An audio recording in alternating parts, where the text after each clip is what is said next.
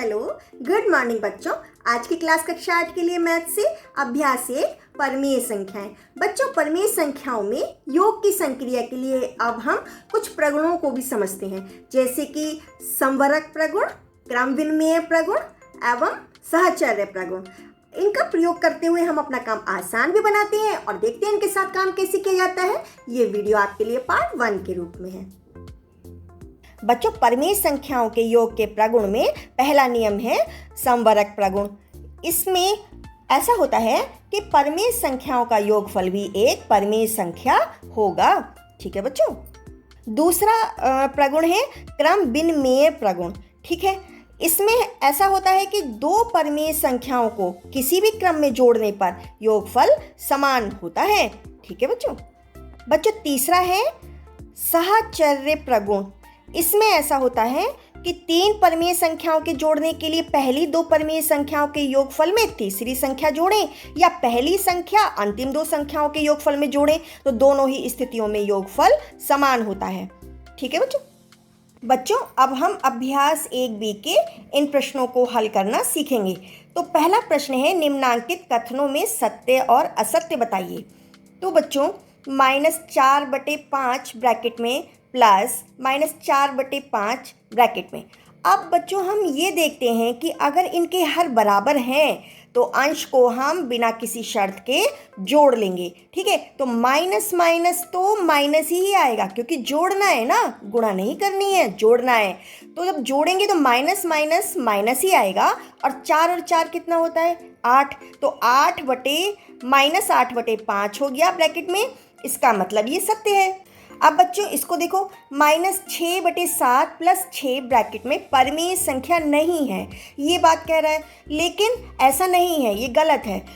कितना भी पूर्णांक संख्या अगर हम इसमें जोड़ लें, अगर मेरा ये -6/7 मुझे p/q के रूप में मिल रहा है और जहाँ पर q 0 नहीं है तो वह मेरी एक परमेय संख्या होगी। तो ये असत्य है। तीसरा है, दो परमेय संख्याओं के जोड़ने का क्रम बदलने पर योगफल वही रहता है। ये सत्य है। ये हमारे योग की संक्रिया में क्रम विनिमय प्रगुण को संतुष्ट कर रहा है, तो ये सत्य है। चौथा है, तीन परमेय संख्याओं का योगफल परमेय संख्या नहीं होता है, तो ये तो गलत है। तीन परमेय संख्याओं का योगफल भी परमेय संख्या ही होगा। ठीक है बच्चों, इसलिए ये असत्य है। बच्चों दूसरा प्रश्न है, निम्नांकित परमेय संख्याओं को जोड़कर बताइए कि योगफल परमेय संख्या है अथवा नहीं। तो पहला है -3/4 ब्रैकेट में और 3, इसे हमें जोड़ना है। तो हम क्या करेंगे, -3/4 में जब हम 3 जोड़ेंगे तो उसका बटे 1 लिख लेंगे, है ना। तब हम क्या करेंगे कि जैसे 1 कब 4 में बदल सकता है, हमें ये देखना है।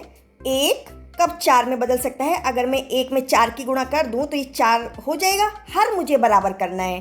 ठीक है, तो मैं 4 की गुणा ऊपर भी करूंगी, 4 की गुणा यहाँ पर नीचे भी करूंगी। तो यहाँ हो गया -3/4 प्लस 3 × 4/1 × 4। ठीक है, तो ये तो -3/4 रहा, प्लस ये कितना हो गया, 3 चौक 12/1 × 4, तो 4 एकम 4, 12/4 हो गया। ठीक है, अब हम -3 है और ये प्लस का 12 है, तो जोड़ने पर क्या होगा, ये -3 घट जाएगा। तो 12 में से 3 अब घटाएंगे तो कितना बचेगा, प्लस का 4 बचेगा, तो 9/4 ये एक हमें परमेय संख्या के रूप में मिल गया है। ठीक है, तो परमेय संख्या है ये। दूसरा देखो, अब -1 और -2/3 को हम जोड़ के देखेंगे।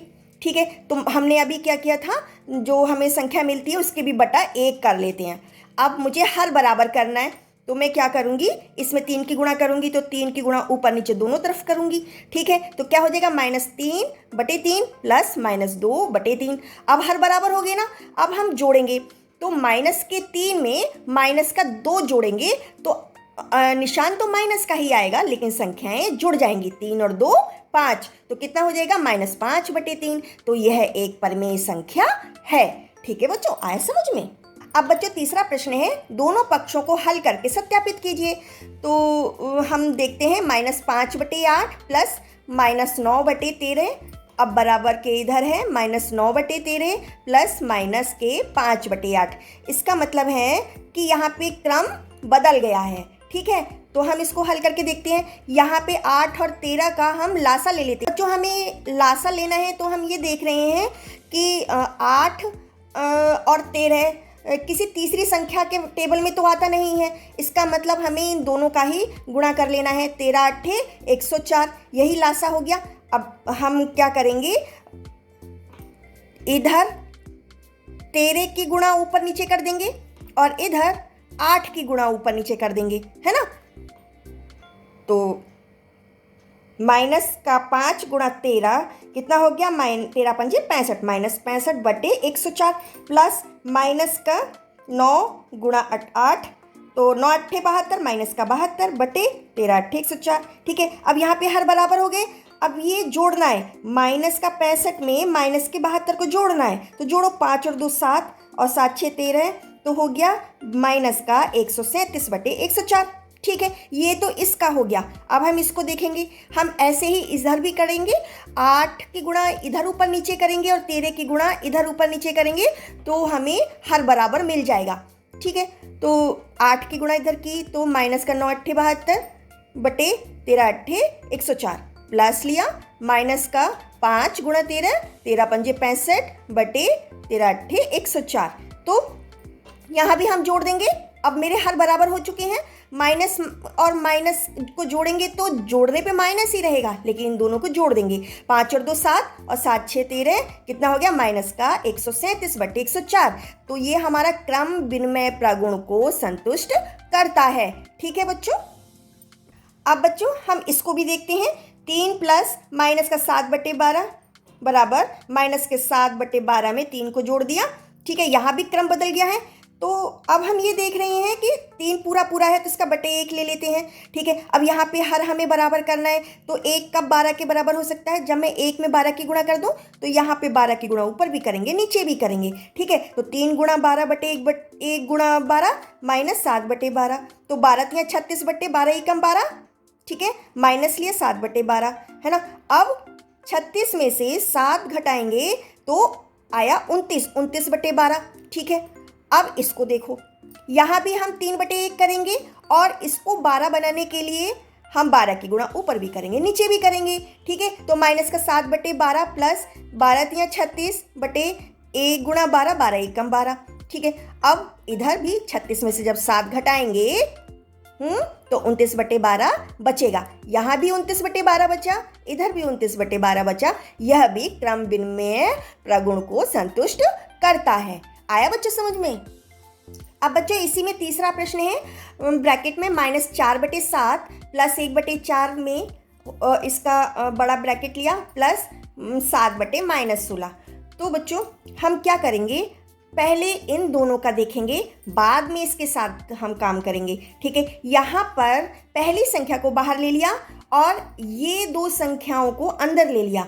यहाँ पर हम सहचर्य प्रगुण का देखेंगे कि इसका पालन हो रहा है या नहीं। ठीक है बच्चों, तो पहले हम इधर का कर लेते हैं, बाद में इस तरफ का करेंगे। तो अब हमें ये देखना है, इसका एलसीएम लेंगे, 7 चौक 28, है ना। तो क्या होता है कि अब ये दोनों किसी तीसरे पहाड़े में तो आते नहीं है, इसलिए हम इन दोनों के ही गुणा कर लेंगे। जब ऐसा होता है तो हम क्या करते हैं, इस 4 की गुणा ऊपर नीचे करते हैं और इस 7 की गुणा इधर भी ऊपर नीचे कर लेते हैं। ये आसान तरीका है ना। तो -4 गुणा 4/7 गुणा 4। ठीक है, अब प्लस इधर देखो, 1 गुणा 7/4 गुणा 7। ठीक है, तो यहाँ पे क्या हो गया, माइनस का 4 चौक 16/28 प्लस 7/28, अब प्लस 7/-16। ठीक है, अब हम हर बराबर हो गए हैं तो अब हमें सिर्फ जोड़ना है ना। तो -16 में 7 जोड़ने का मतलब है माइनस का, अब हमें अंक मिले तो कितना बचेगा, माइनस का 9। तो कितना हो गया, माइनस के 9/28। अब हम इसको भी साथ में ले लेंगे, प्लस 7/-16। तो हम यहाँ पे ये देख रहे हैं कि माइनस का 16 है हर में, उसे हमें प्लस में बदलना होगा। सबसे पहले हमें ये काम करना है। ठीक है, तो हम क्या करेंगे, माइनस का 9/28 प्लस 7 में -1 की गुणा ऊपर भी कर देंगे और नीचे भी कर देंगे। तब क्या हो जाएगा, माइनस का 7 आ जाएगा, 7 एकम 7, और ये माइनस माइनस प्लस हो जाएगा और 16 एकम 16। अब बच्चों हम इसका एलसीएम निकालेंगे। अब बच्चों हमने 28 और 16 का एलसीएम लिया। ठीक है, एलसीएम लिया तो बच्चों हमें मिला 2 गुणा 2 गुणा 2 गुणा 2 गुणा 7, है ना, ये हमें मिला।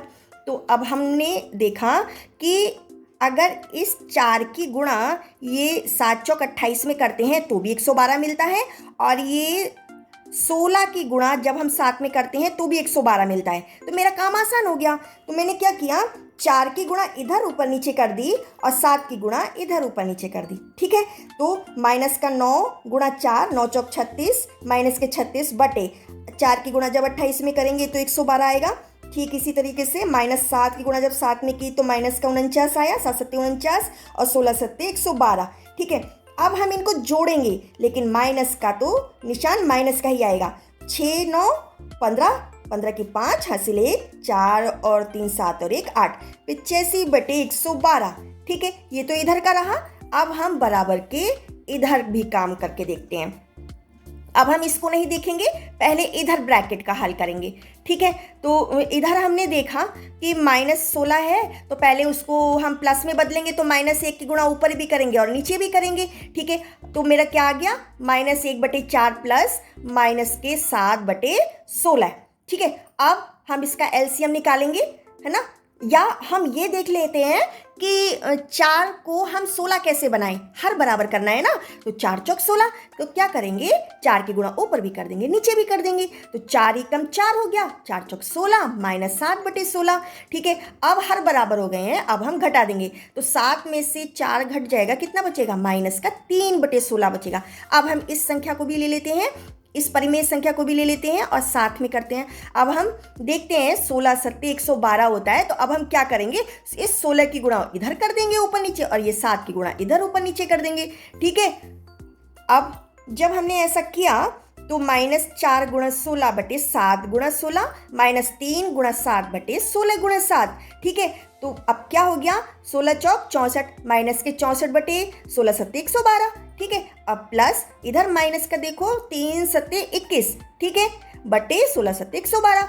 अब हम क्या करेंगे, जोड़ेंगे, लेकिन निशान तो माइनस का ही आएगा, माइनस का आया, और 4 और 1 5 और 6 और 2 8, क्या हो गया, माइनस का 85/112। यही हमारा यहाँ भी आया था, यही हमारा यहाँ भी आया। तो क्या हमें पता चला, योग की संक्रिया सहचर्य प्रगुण का पालन करती है। ठीक है बच्चों, अब बच्चों चौथा प्रश्न है, यदि a और b दो परिमेय संख्याएं हो और a + b बराबर -15/11 हो तो b + a ज्ञात कीजिए। ठीक है, तब हम क्या करेंगे कि हम ये देख रहे हैं a + b का मान इतना है, तो b + a का मान भी इतना ही होगा।